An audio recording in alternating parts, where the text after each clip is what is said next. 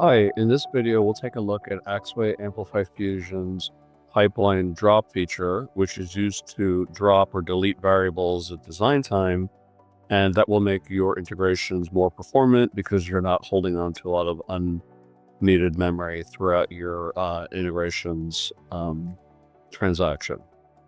So you can read about it in the online docs. I've already got a project started here. It's called DropDemo.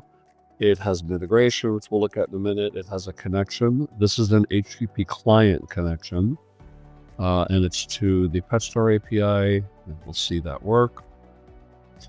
All right. The other thing I have in my project is a a data object.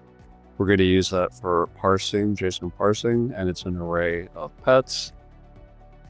And that is it. So if I look at my integration, it's a simple integration that starts with a scheduler so we can test it easily.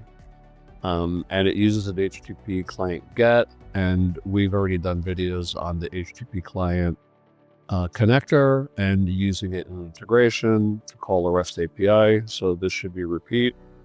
And let's take a look at it. So it uses that petstore connector, or HTTP client connector, and it's calling the findpetByStatus, and it passes an query parameter where the status is set to available. And if I run this by clicking the test button, we'll look in the monitor and see that it worked. And if I look at the output, here is my array of available pets. So now what we typically do is, we'll move on in our integration and do more things. And what you typically do after an HTTP client GET, best practice is to use a JSON parser to parse the JSON. You can also use an extract. We've covered both of those before. So I'll use the JSON parser and I'll do a read. And I need the data object for that. So we'll grab that data object that I had already created from a schema. And I will take the Stringify JSON, which is in this response, drag it over to JSON string. And at this point, I've now parsed my JSON and I can test that.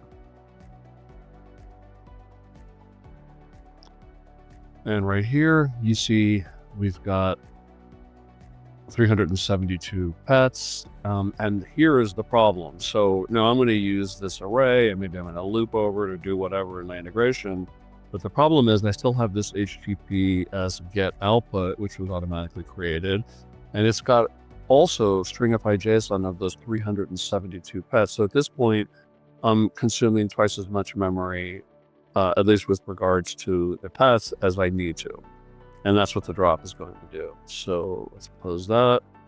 And the idea is when you're done using a variable, whether you created it or was created automatically during the development, when you're done using it, you can drop it. So I'm going to basically drop it because the pipe in is when I drag the response from that variable over to my JSON parser, JSON string input.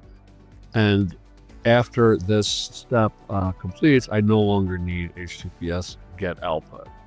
And if that's the case, I drop it, save, and run. And at this point, you can see that I only have response body with the 373 pets, and I'm no longer carrying around a duplicate of that as Stringify JSON. So in this video, we saw one example of how we could use the pipeline drop feature to save memory in the data plane and help improve performance. Thank you.